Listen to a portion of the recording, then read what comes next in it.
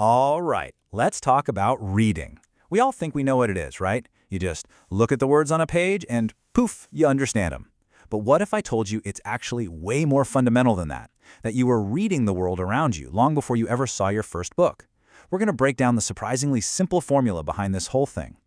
And this quote from Paulo Freire, it just nails it. I mean, think about it for a second. When you were a little kid, you were already making sense of everything. A smile, a dark cloud in the sky, the tone of your parents' voice. You were interpreting your environment. You were reading your world.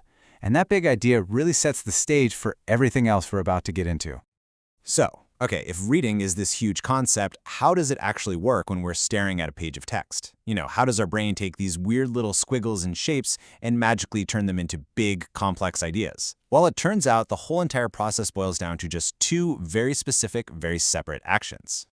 So the first action is decoding. Think of this as the purely mechanical part. It's the skill of looking at the letters CAT and knowing how to translate that written code into the sound cat. That's it. Without this first step, the words on a page are, well, they're just meaningless ink blots. This is the bridge that gets us from the symbol to the sound. But just making the sound isn't nearly enough, is it? And that brings us to our second action, linguistic comprehension. This is all about your brain's amazing ability to hear that sound, cat, and instantly connect it to this huge, invisible web of meaning. A small, furry, four-legged animal that purrs and chases mice. It's about actually understanding the language that the code stands for. Now, this is where it gets really cool, really elegant. These two actions, decoding and linguistic comprehension, they don't just exist side by side. Nope. They actually combine into one powerful little formula that perfectly explains how reading comprehension happens. So let's build it out, piece by piece. First things first, we start with our goal, our desired outcome, reading comprehension. We'll just use the letter R to represent that. This is what we're after, genuinely understanding what we've read. Next, let's add our first essential action. We know for a fact that true reading comprehension absolutely depends on being able to decode the words. It's a non-negotiable. So let's add D into our equation. And here it is, the whole shebang.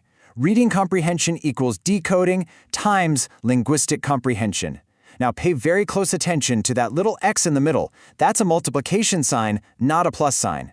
Reading isn't the sum of these two skills, it is the product. And believe me, that one tiny detail changes everything. So why does being a product matter so much? Well, let's put this formula to the test. Let's see just how solid it is by trying to break it. We're going to see what happens when one of these crucial actions completely fails, when one of these values drops all the way down to 0. Okay, scenario number 1. Imagine someone who is an absolutely brilliant speaker. Huge vocabulary, understands super complex ideas when you talk to them. Their linguistic skill is a perfect 10 out of 10. But for whatever reason, they just can't decode the symbols on a page. In this case, their decoding value, the D, is a big fat 0. And it really doesn't matter how high their linguistic comprehension, or L, is.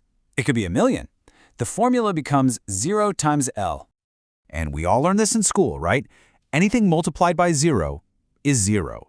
Their reading comprehension is 0. They simply cannot read. So here's the takeaway. Without the basic action of decoding, real understanding is totally impossible, no matter how much you might already know. All right, let's flip that on its head. Now imagine someone who can perfectly sound out every single word in, say, a super technical chemistry textbook, but the textbook is written in a language they don't speak at all. Their decoding skill is flawless. They can turn every symbol into the right sound, no problem. So in this case, their linguistic comprehension, the L, is 0. They have absolutely no network of meaning to connect all those perfectly pronounced sounds to. So now our formula becomes D times 0. And the result? Exactly the same. 0. This just shows so clearly that both of these actions are 100% essential. They are non-negotiable. If either one is missing, the whole process of reading comprehension just completely falls apart. One skill can't make up for a lack of the other, not even a little bit. So where do we go from here? Well, this powerful idea, this multiplicative logic, it doesn't just stop with reading a book. Not at all. We can actually expand this exact same formula to help us understand the entire process of learning itself. Okay, get this out. We start with the base we already know. Reading is decoding times linguistic comprehension. Now, to get to the next level, critical thinking, you have to multiply that by exposure, because, you can't think critically about stuff you've never been exposed to. And then, to get to real, true learning, you have to multiply all of that by your critical thinking skills. See the pattern? Each level of understanding is a product of the last one. And if any single piece of that chain is zero, the whole thing just collapses. Which brings us right back to where we started. We now have this simple, powerful formula for understanding the written word. But real wisdom, that comes from applying these same ideas to everything. So I'll just leave you with this question. Knowing that true comprehension is a product, not just a sum, how are you going to make sure that you're both decoding the world around you and actively connecting it to a real, growing network of understanding? How are you going to choose to read your world?